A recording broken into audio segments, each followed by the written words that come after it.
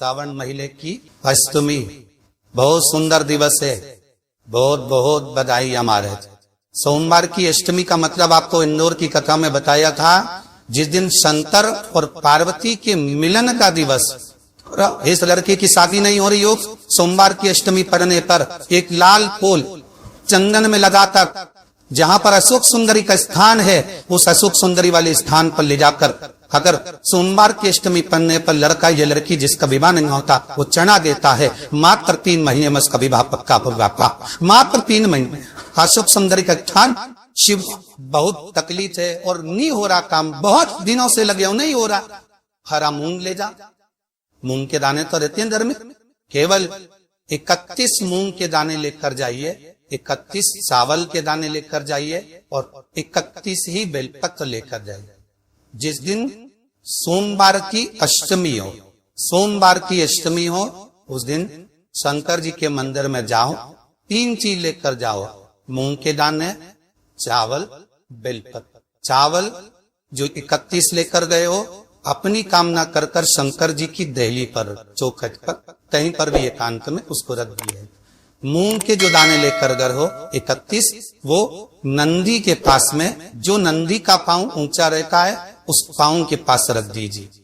और जो 31 बेलपत्र लेकर गए हो, वो 31 बेलपत्र अशोक सुंदरी वाली जो जगह है, आपको पहले बताया है कथा में, अशोक सुंदरी जी का स्थान, ये शिवलिंग, ये जलाधारी जहां से पानी बहता है, उसके बीच में एक मोटी सी लाइन होती है, जो शंकर भगवान की छोटी लड़की अशोक सुंदरी का स्थान है।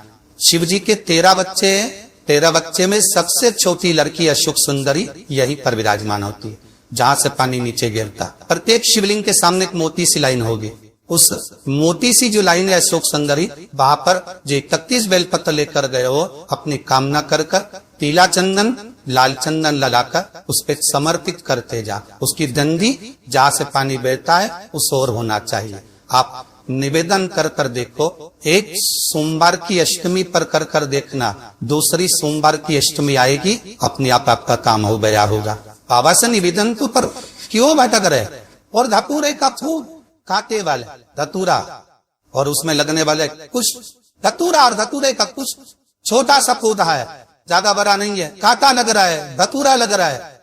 और उसमें भी साधारण धतूरा नहीं, जिस धतूरे के नीचे की डंडी लाल कलर की होती है, अगर वो सोमवार की अष्टमी को देवाधिदेव महादेव को समर्पित करी जाती है, तो उसके घर में कभी संपदा की कमी नहीं होती है।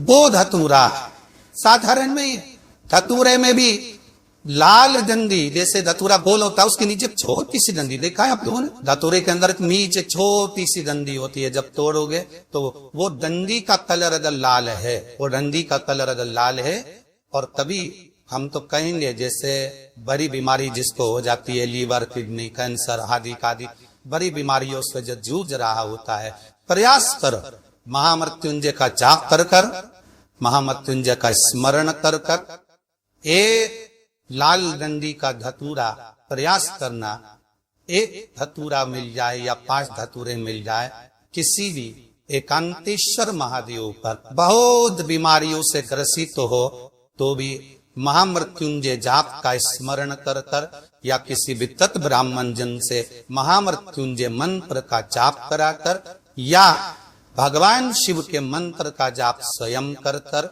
वो भी ना बने तो पंचाक्षर मंत्र नमः शिवाय, षडाक्षर मंत्र ओम नमः शिवाय, या श्री शिवाय नमस्तुभ्यम जप कर वो लाल डंडी का धतूरा 5 एकांतेश्वर महादेव को आप समर्पित कर सकते। रोग थम जाएगा, जो दवाई खाओगे वो शरीर को लगना प्रारंभ हो जाए और आप स्वस्थ होना प्रारंभ हो जाए। अगर बड़ा रोग, बहुत ध्यान दीजिएगा महाराज, एक कथा बड़ी सुंदर है कि आप चाहते हैं कि कोई रोग हमको ना घेरे, आप चाहते हैं कि कोई रोग हमको ना घेरे, और आपको लग रहा है कि कोई रोग ऐसा है जो भिड़ रहा है, या कोई शरीर में ऐसा रोग उत्पन्न होने वाला है, या कोई बीमारी ऐसी उत्पन्न होने वाली, तो उसके लिए सबसे सुंदर तरीका कि शंकर जी पर अलोनी जो गोबरी होती है, गोबरी जानते हो, कंडा, अलोना कंडा, अलोनी गोबरी, मतलब गाय ने गोबर करा और वो सूख गया, उसको थापा नहीं गया, हाथ से कंधा नहीं बनाया गया, गोबरी नहीं बनाई गई, केवल गाय ने गोबर करा, वो सूख गया। और वो सूखा हुआ जो गोबर है उसको जलाकर जो भस्म तैयार करी है, उसको जलाकर जो हमने राख तैयार करी है, भस्म बनाई है, उस भस्म को जो तैयार करा गया है वो भस्म शिव को जो हमने समर्पित करा, उस भस्म को सफेद वस्त्र में लिया और बाबा पर समर्पित करी। उसी भस्म को हम उठा कर लिया। और यदि आप भस्म नहीं चढ़ा सकते तो कभी विश्वनाथ जाए तो वहां से भस्म लिया, कभी उज्जैनी जाए तो वहां से भस्म लिया।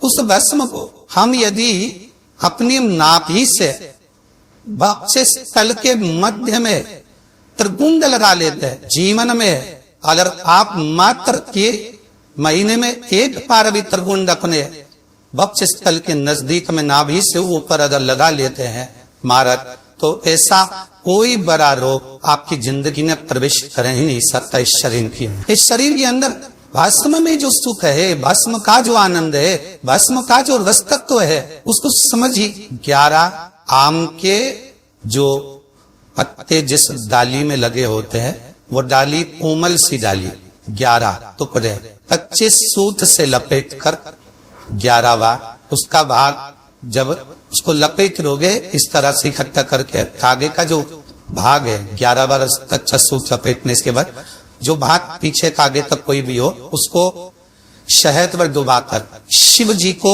समर्पित कर दो। किस जगह पर रखना है?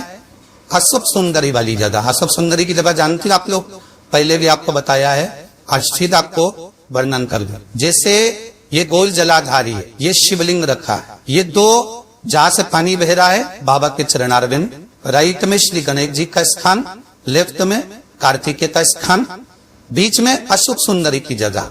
शंकर भगवान की 6 लड़कियां, भगवान शंकर के 13 बच्चे, 13 बच्चों में से 6 लड़कियां, उस 6 लड़कियों में से एक लड़की का स्थान, भगवान शंकर की एक व्यक्ति का स्थान, अशुभ सुंदर का स्थान सामने पद्म पुराण में स्पष्ट किया।